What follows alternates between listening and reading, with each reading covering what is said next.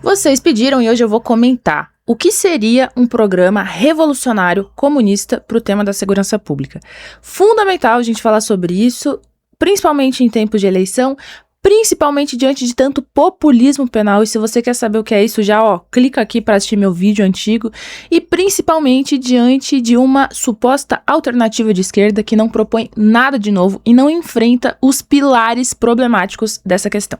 Vem comigo. O ponto de partida para uma discussão séria sobre essa temática tem que levar em consideração que existem alguns mitos ou algumas percepções instrumentalizadas pela direita das quais nós partimos, das quais qualquer pessoa vai partir quando a gente for falar sobre isso. E um plano sério sobre o tema de segurança pública precisa levar isso em consideração, se diferenciar disso, rebater isso e propor algo no lugar. E aí quando eu digo, qualquer plano sério tem que partir disso, eu tô aqui pensando inclusive em primeiro lugar no plano do Lula, porque o propósito do vídeo aqui hoje não é exatamente apresentar o programa do Lula para essas temáticas, mas você não vê no programa da principal candidatura de esquerda nessas eleições, nada disso sendo levado em consideração. E se isso não está sendo levado em consideração, você está perpetuando essas questões, tá bom? Quais são elas? Número 1. Prender não resolve o problema do crime. Nós já falamos sobre isso, as facções surgiram dentro dos presídios, os presídios cadeias são mais um dos pilares por onde se perpetua o crime no país. Eu já falei também, não é que eu seja antipunitivista, eu sou a favor de prisão e punição, mas apenas quero reconhecer um fato. Esse discurso populista da extrema-direita de que prender vai resolver tudo é uma mentira. Até porque se isso fosse verdade, o Brasil já teria reduzido os dados de crime há muito tempo. Afinal, tem uma das maiores populações carcerárias do mundo. Ponto.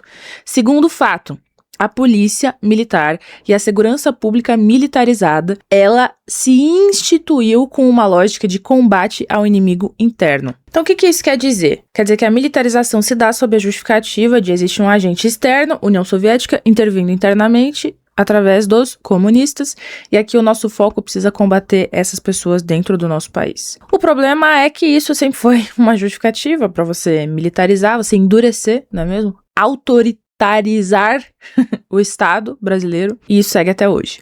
E aí quem são os inimigos internos? A cada momento muda, né? Em geral, o inimigo interno é sempre a classe trabalhadora, em especial os setores mais empobrecidos e enegrecidos da classe trabalhadora, que mora nas regiões mais marginalizadas e que já paira sobre o imaginário do senso comum, que é todo mundo bandido. Afinal, o bandido não é o político com dinheiro na cueca. Não é o playboy com cocaína que bate o carro, mata gente e nada acontece com ele.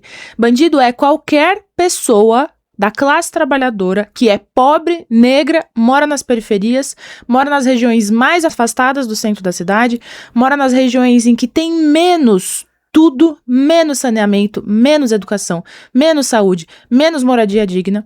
Estes são os bandidos. Se essa lógica de combate ao inimigo interno, ela segue guiando a atuação das forças de segurança pública, em especial a polícia militar, você aí já sabe que segurança pública hoje no capitalismo é sinônimo de perseguição à classe trabalhadora, que já é de antemão vista como bandida, criminosa. E isso se combina com aquela que é a principal narrativa, que é o lema, é a justificativa exemplar da burguesia do Brasil e do mundo, em especial dos Estados Unidos, porque é de lá que isso veio, para legitimar essa perseguição, esse combate ao inimigo, que é o quê? A política de guerra às drogas, é combater o inimigo interno. O vocabulário não é despretensioso, ele tem uma intenção, inclusive, aqui no seu uso. A política de guerra às drogas surge nos Estados Unidos como um pretexto para os Estados Unidos fortalecer a sua política de segurança nacional e como um pretexto para intervir em outros países e fazer guerras, tá?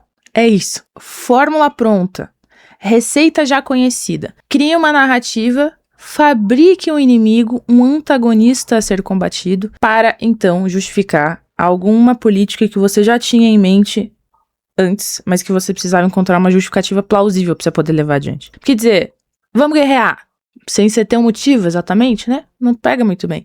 Você dizer, vamos perseguir a população, sem você ter um motivo de, não, estamos combatendo aqui o inimigo interno, não pega muito bem. E, gente, esse lema aí de guerra às drogas que surge lá, chega aqui no Brasil, refabricado, assimilado pela classe dominante, e isso vira, num país que tem uma segurança militarizada buscando combater um inimigo interno, que em geral é a classe trabalhadora, negra e pobre, guerra às drogas vira guerra à pobreza e guerra à negritude. Toda vez que você ouvir guerra às drogas, blá blá blá, balela, mentira, é guerra contra a pobreza. Porque, como eu dizia, inclusive o imaginário de quem é o inimigo a ser combatido, contra quem você está guerreando, é o imaginário do pobre, do preto, do favelado. Nunca o criminoso, nunca o corrupto, nunca o cara que roubou milhões, que se utilizou da estrutura do Estado, do cargo de político dele, para desviar muita grana, para fazer atrocidades. Nunca ele. E, portanto, um ponto fundamental da gente levar em consideração é que a justiça tem classe social no capitalismo. Não é à toa que ficam impunes ricos da classe dominante que cometem crimes e que são perseguidos, aprisionados, encarcerados, negros, pobres, periféricos. Isso nos demonstra o caráter de classe da instituição da justiça brasileira. E, gente, não existe debate de segurança pública que não parta disso.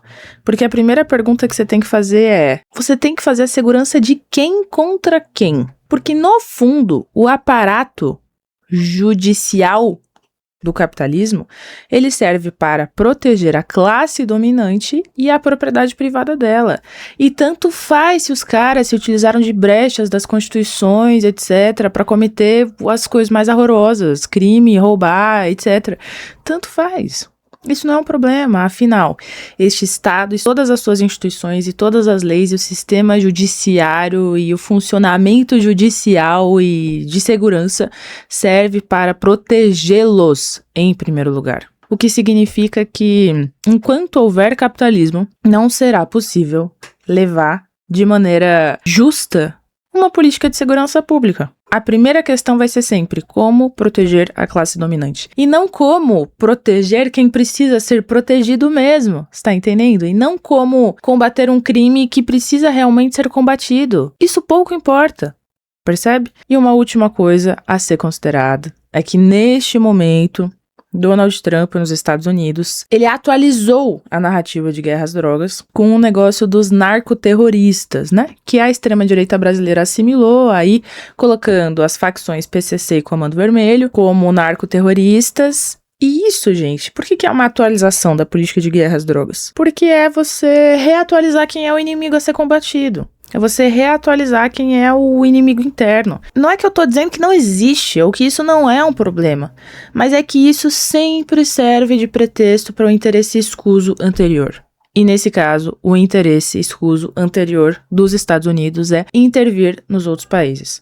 No passado, a política de guerra às drogas, ela surgiu com Nixon para justificar intervir em outros países. É uma atualização do ponto de vista dos Estados Unidos e do ponto de vista do nosso país também. Do ponto de vista dos Estados Unidos é uma atualização porque guerra às drogas vira hoje guerra ao narcoterrorismo na América Latina e por isso eu vou sequestrar o presidente da Venezuela. E por isso eu vou aumentar o bloqueio a Cuba. E por isso eu posso intervir em todas as eleições no continente, que é o que tem feito Trump. Então é uma atualização desse ponto de vista.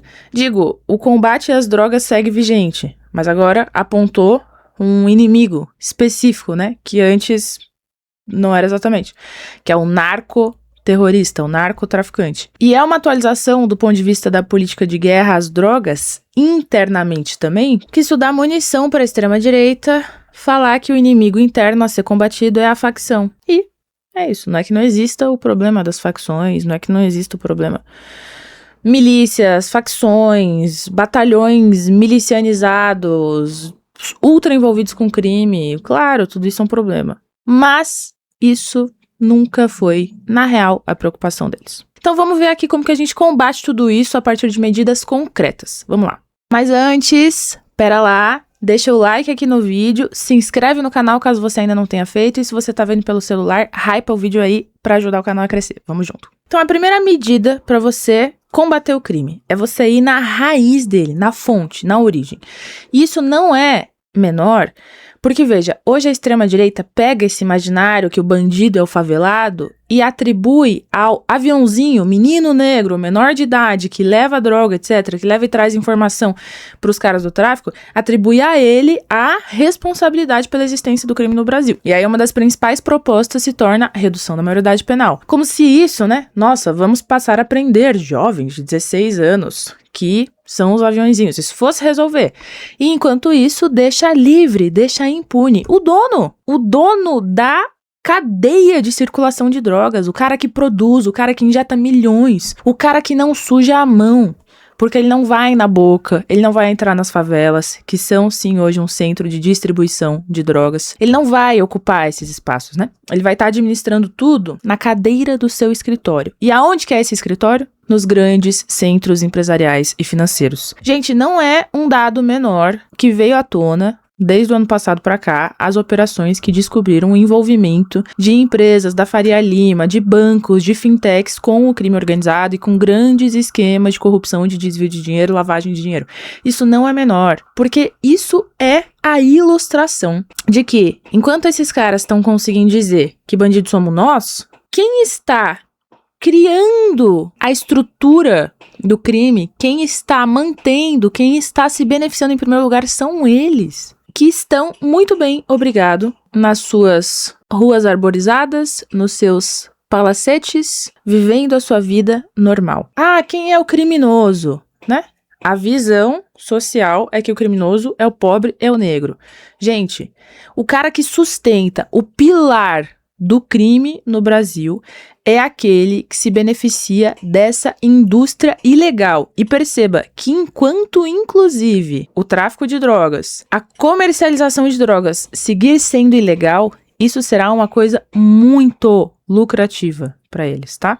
Não é à toa que tem alguns estudos, estudiosos grandes aí, grandes nomes do estudo em relação às drogas, falam que a indústria da cocaína é a mais rentável do mundo, tá? Que se fosse uma indústria reconhecida, assim como a indústria do minério, sei lá o quê, indústria de sei lá o quê, seria a mais rentável do mundo. Então, primeira coisa, você tem que combater estes caras. Você começa por aí, o criminoso de terno, o cara que mantém essa cadeia, este processo em funcionamento que envolve os presídios, envolve o aviãozinho, envolve as pessoas que fazem a distribuição, envolve um monte de gente, mas é ele que organiza, ele que sustenta e ele que lucra com tudo isso, né? E aí, de que maneira que nós vamos desarticular esses mandantes do crime, os chefões, os barões do crime? Nós vamos ter que criar, aperfeiçoar, desenvolver uma rede de investigação, inteligência e desarticulação dos negócios deles. A parte de investigação e inteligência significa uma série de medidas concretas, inclusive de desenvolvimento digital.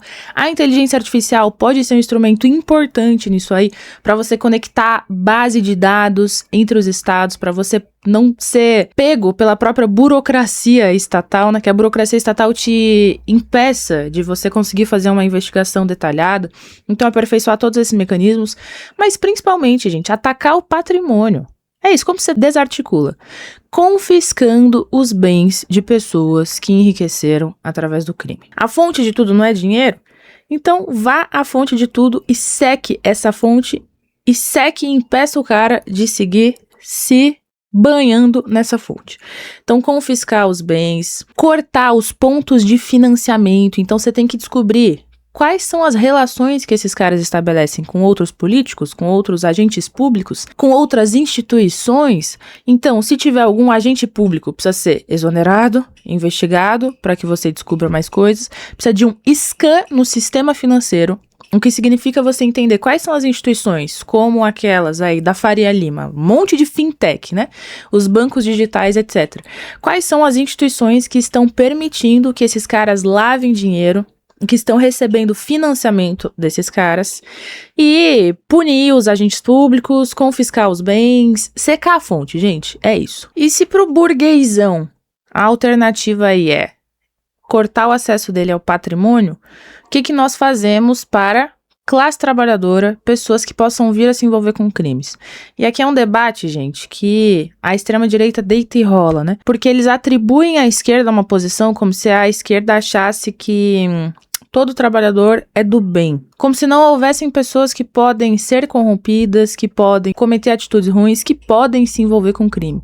Mas, como eu disse, grande parte dos jovens, das pessoas que se envolvem com crime, param aí porque é um dos principais caminhos que a vida lhes apresenta. Então, vamos criar outros caminhos.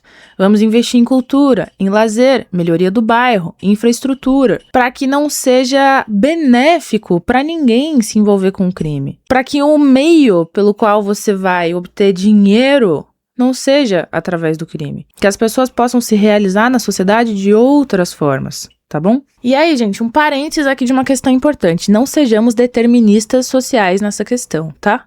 O marxismo vulgarizado, determinista, ele não serve como instrumento de análise da realidade. E o que seria determinismo social aqui? Seria fazer exatamente o que a extrema-direita faz. Pobre, logo bandido. Miséria, logo única alternativa, crime. Não. Agora, sim, uma análise social complexa, profunda, nos faz perceber que a miséria gera desespero social. E desespero social empurra pessoas a buscarem alternativas de enriquecimento rápido.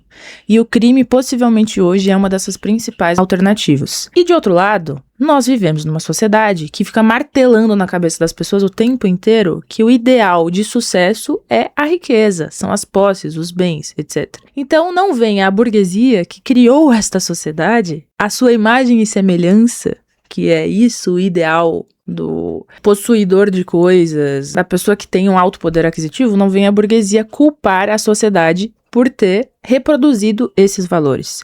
Então, sim, acho que muitas pessoas podem acabar entrando para o crime, induzidas por essa ideia, seduzidas pela ideia do enriquecimento rápido. Então, veja, não é que todo trabalhador é bonzinho, e acho que sim, tem pessoas que se envolvem com crime, e nós precisamos buscar secar a existência de indústria do crime, né?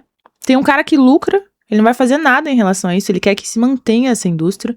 Então nós precisamos ir na fonte dele. E, por outro lado, nós precisamos criar condição social para que as pessoas simplesmente não tenham razões, não tenham motivos para se envolver com esse tipo de coisa.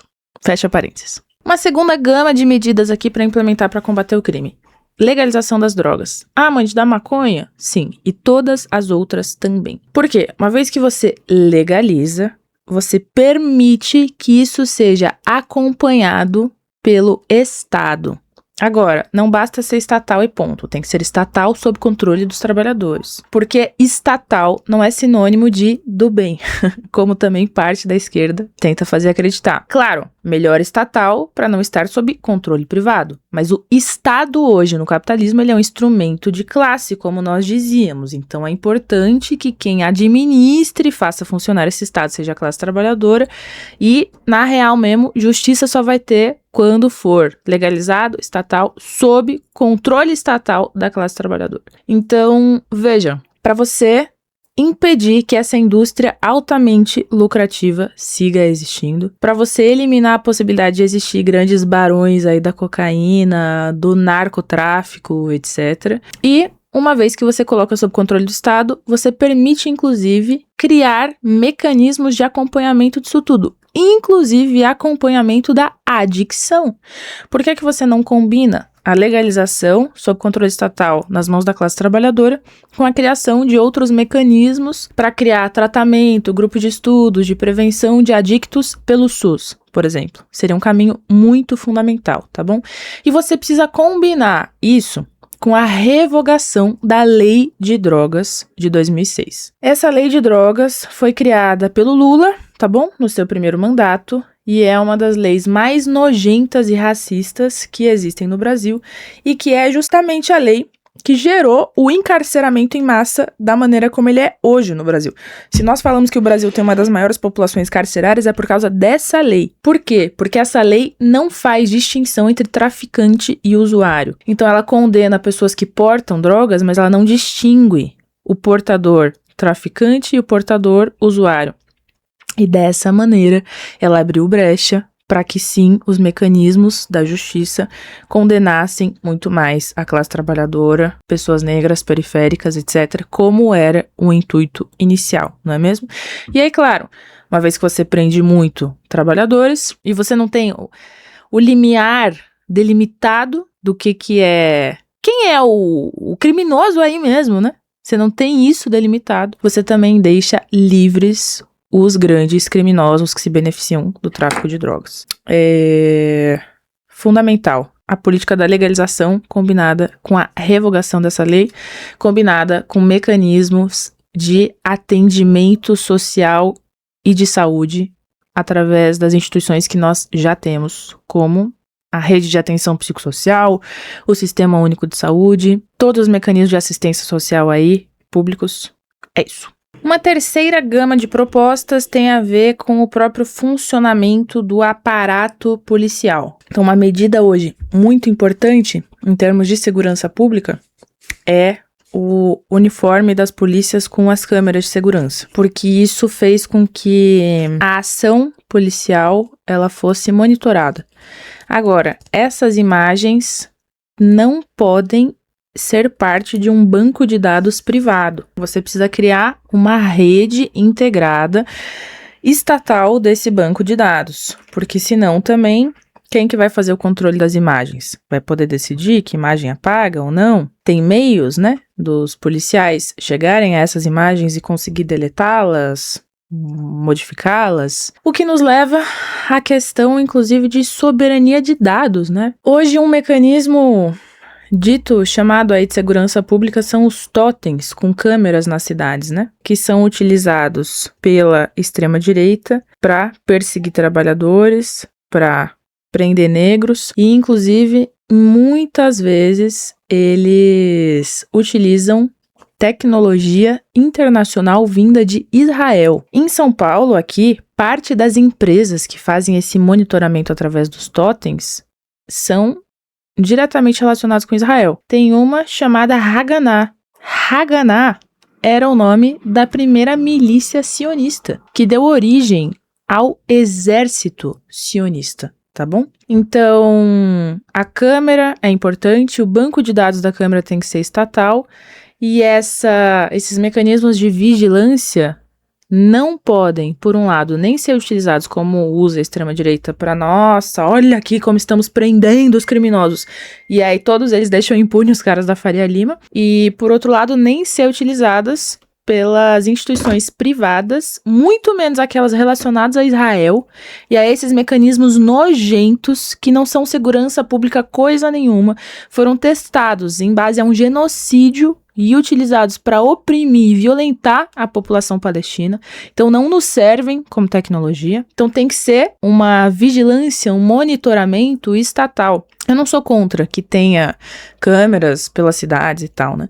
A questão é quem vai controlar e para que as imagens dessas câmeras vão servir. Hoje, essas empresas privadas estão criando uma base de dados de imagens gigantesca que serve para eles terem imagens dos trabalhadores. Para quê? Para combater o crime de verdade ou para poder exercer um controle cada vez mais monitorado dos detalhes da vida das pessoas. Então, uma série de questões aqui envolvidas que tem a ver com esse aparato policial, digamos, com os equipamentos do aparato policial, que aqui tem que ser estatal, romper relações com qualquer tipo de empresa de Israel, e o nosso banco de dados tem que estar nas nossas mãos, o que traz à tona a importância da gente ter soberania de dados, soberania digital, o que em alguma medida também passa pelo enfrentamento às grandes empresas como as Big Techs, que hoje são aquelas que estão tendo cada vez mais acesso aos nossos dados nas nuvens, por exemplo.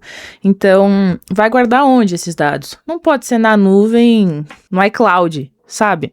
Nós precisamos elaborar esse tipo de serviço nacionalizado, estatal, sob controle dos trabalhadores. E além disso, além de ter regulamentos sobre o aparato, os apetrechos policiais, nós também precisamos pautar um modelo policial desmilitarizado, tá? Primeira coisa, desmilitarização da polícia. Segunda coisa, unificação da polícia por uma polícia única. Terceira coisa, eliminar a existência, por exemplo, de instituições como o Tribunal Militar. Pessoas que fizerem parte da corporação policial na sociedade têm que ser julgadas como qualquer outro trabalhador, não em mecanismos e instituições próprias, com o seu funcionamento próprio, mas com o funcionamento da justiça da sociedade de conjunto. Agora, essa polícia, ela tem que estar sob controle da classe trabalhadora, com a vigilância da classe trabalhadora. Então, quem tem que decidir o que essa polícia vai fazer é a classe trabalhadora. O que eu quero dizer? Não estou falando de uma instituição autônoma que decide por si, vinculada à classe dominante, o que vai fazer e o que é ou não segurança e quais os mecanismos para garantir ou não essa segurança. Estou falando de uma instituição criada pela classe trabalhadora, monitorada pela classe trabalhadora, em que os membros desse corpo policial sejam eleitos pela própria classe trabalhadora, tá bom? E possam, inclusive, ser revogados, uma vez que não cumprirem com aquilo que se espera que eles façam dentro dessa instituição, e que existam órgãos como conselhos que façam o acompanhamento das atividades policiais. E esses conselhos são compostos pela população, por exemplo, de cada bairro, pela população de cada local, por especialistas na temática da segurança pública, de banco de dados, de tecnologia, de investigação, de inteligência policial, de polícia científica, etc. Formados pelos melhores especialistas nessa questão, trabalhadores, que tenham condição, capacidade técnica de debater o tema e que juntos, pensem sobre isso com as pessoas que em determinada região estão acompanhando o desenvolvimento dos trabalhos dessa instituição policial, Então, nós precisamos garantir a segurança no bairro X. Como faremos isso? Comunidade com especialistas vai se reunir para pensar sobre e decidir. E uma vez que um policial não cumprir com aquilo que eles decidiram que é esperado, revoga e elege outro. É para além de você desmilitarizar, entendeu? Que eu acho bem importante.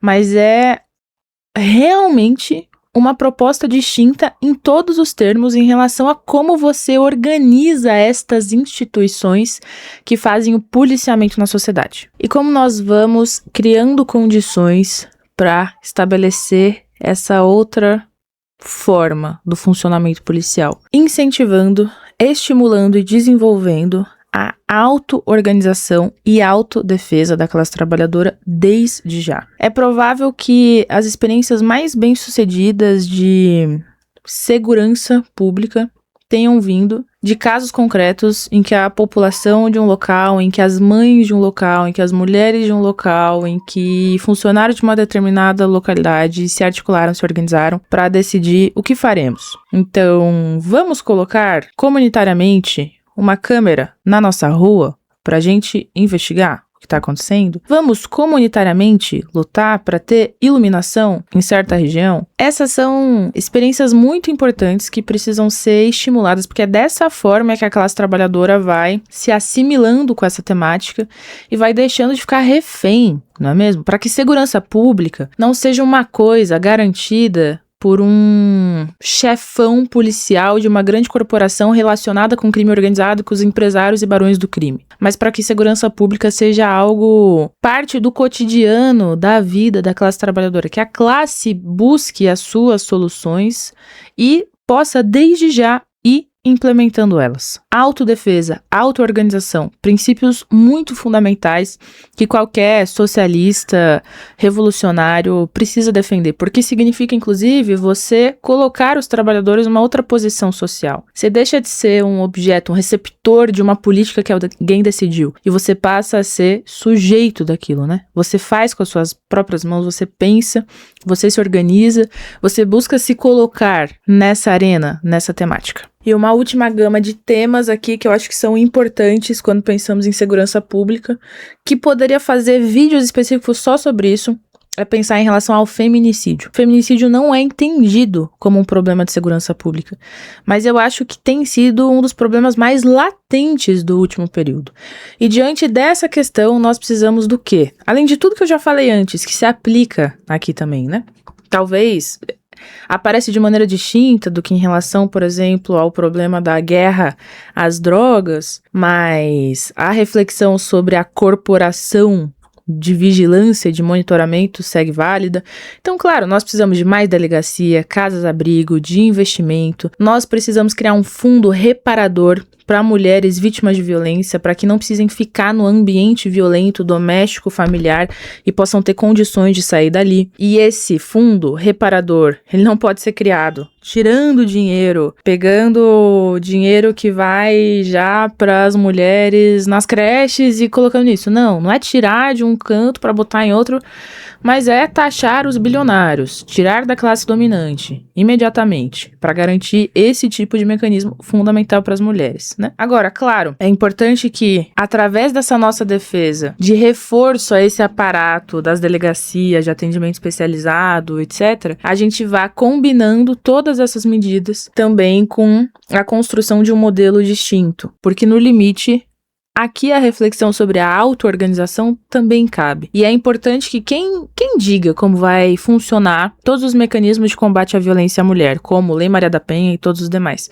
sejam as próprias mulheres trabalhadoras, não ficando refém dos debates no Congresso, no Senado, reféns dessas brigas políticas bizarras, reféns de Red Pill se intrometendo nas questões, mas para que a gente, em conselhos, possa decidir sem os dedos da classe dominante, das instituições da classe dominante e das ideologias da classe dominante. Bom, é isso. O vídeo de hoje ficou um pouco longo, que eu busquei apresentar de maneira mais aprofundada as medidas que eu defendo e qual é o ponto de partida para a gente considerar essa questão da segurança pública hoje. E vejam, enquanto houver capitalismo, a justiça será um instrumento de classe. Enquanto houver capitalismo, nós podemos desbancar a forma como a narrativa da guerra às drogas aparece hoje, mas amanhã se reformula. Enquanto houver capitalismo, as instituições que fazem o policiamento, a vigilância, elas, de alguma forma, estarão sob controle da classe dominante e, portanto, não servirão para fazer justiça, de fato, e um policiamento digno e justo para a classe trabalhadora. Então, são todas questões que nós precisamos levar em conta.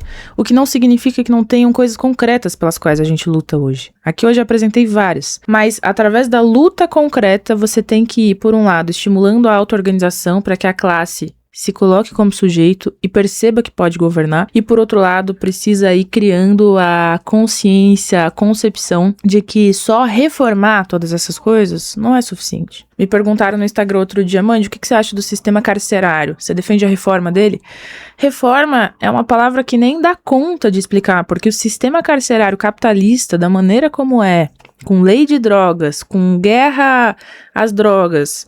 Gente, isso é uma máquina de perseguição à classe trabalhadora, de moer gente negra e gente pobre. Então, reformar não é revolucionar mesmo. Lutamos por medidas concretas, estimulando a classe a se colocar em cena, e através dessa nossa luta, nós vamos pautando um modelo distinto de funcionamento de todas essas coisas, que é um modelo que pode ser construído quando nós tivermos um Estado, uma organização social que não atenda aos interesses da classe dominante. Enquanto o Estado for um instrumento para defender a classe dominante, não vai ter justiça para a maioria.